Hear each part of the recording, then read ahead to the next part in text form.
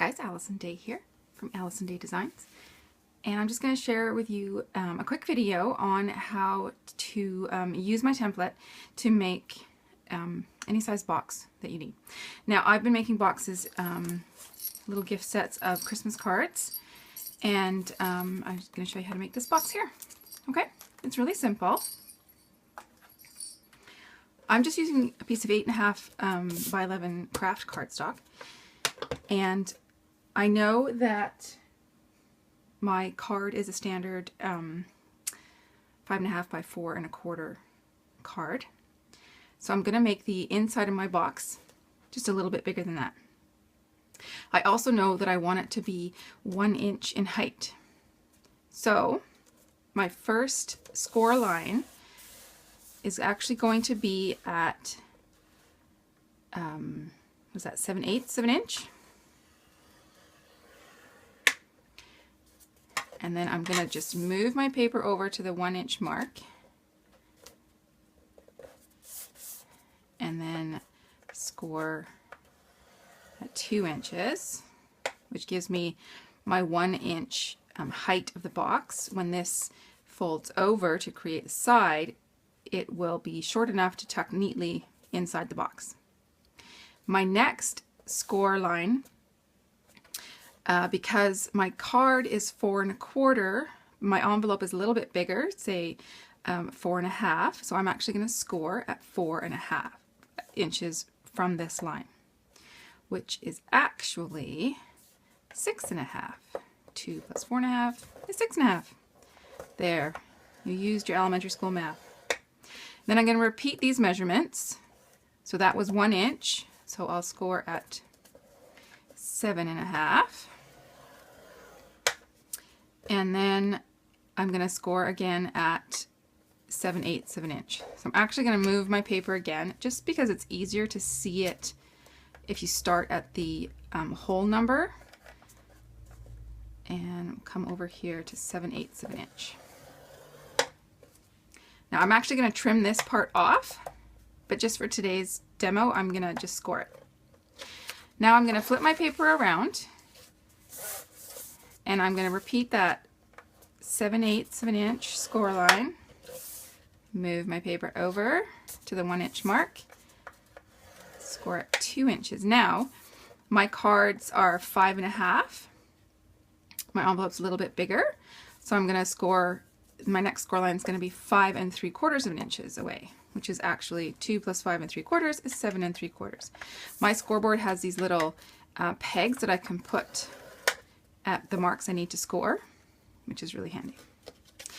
Now, just to make it easy, I'm going to move it over to that whole number again and repeat the 1 inches and the 7/8 of an inch.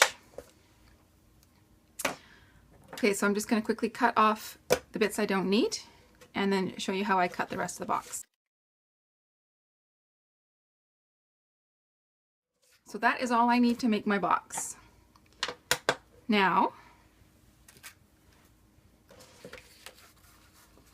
I am going to cut basically this little square out and this little square out. So I make just a straight cut there,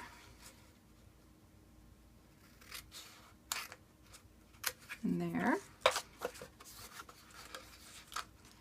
and then I'm going to get in there. It's good to use a pair of scissors that has a nice sharp point to it, because it's a bit fiddly to get in there. Now, one other thing that I find makes the job a little bit easier is to come back and cut this little flap on a slight angle, just because when you're folding it, it just gives a little bit of space there, and it eases up the bulk, and it just makes everything fit a little bit better. If I didn't make that cut and I folded it over, it's maybe a little bit hard to see, but it will actually create bulk in that score line, which is where I want a nice crisp fold. So just a slight angled cut on the flap gets rid of that bulk, and it makes your box that much neater. So I'll continue doing that, and then I'll show you where I put my adhesive.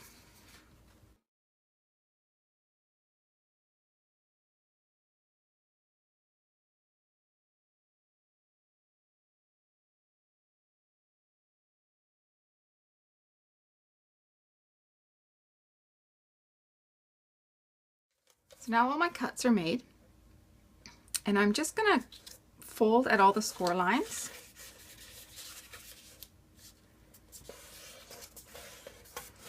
Taking care to make sure my folds are nice and crisp and straight.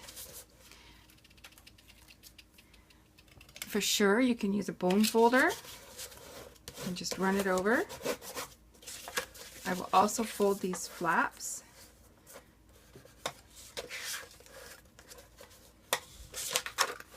And I'll just continue doing that around all 4 sides.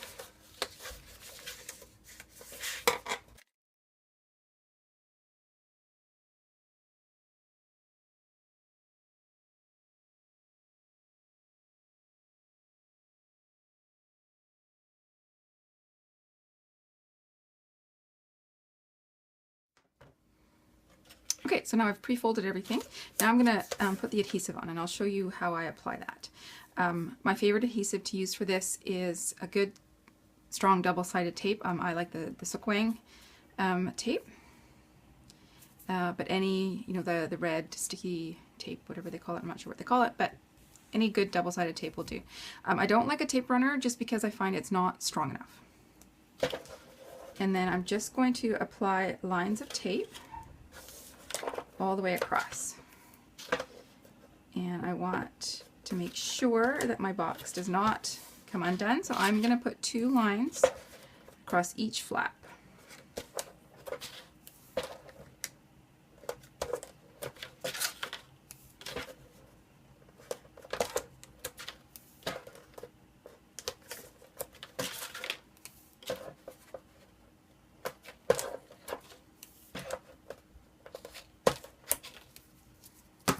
Just like that.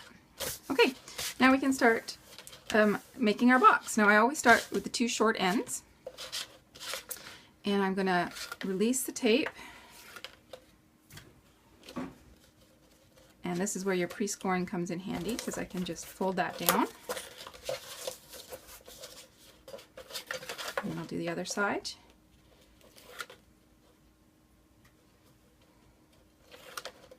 I will show you what I do with all these flaps. They help give the box a bit of strength. So I'm going to take that one off. Now, I like to come and do it on the side like this. So I'm going to line it up to make a nice crisp corner. And I'm sticking down my flap. Do the same on this side. And stick down my flap. Now I'm going to take this flap, because the flaps are sticky on this side and I don't want them to get stuck where they shouldn't be. So I'm going to hold them back, fold this bit over and stick it down, and then I can adhere my flaps to the side. Okay, so I'm just going to repeat that on this side. I'll show you again because it is a little bit finicky. I'll come up, I'm going to hold my flap away from the side. I'm going to line up my corners and then stick my flap down. And the flap I'm talking about is the flap from the short side of the box. See how it gets stuck down inside? Now I'm going to hold these flaps, hold them back like this so they don't get in the way. Fold my side down, stick it down real good, and then I can attach the sides. So you've got reinforced corners here. It makes a nice sturdy box. And then I can put to my cards in it. I don't have anything on my desk that's finished, but for example, this is a basic card front, and it fits perfectly inside there. Okay? Once again, this is what the finished box looks like, all wrapped up and ready to give to somebody. There's 6 cards fit neatly in there, plus 6 envelopes. Okay, Thanks very much.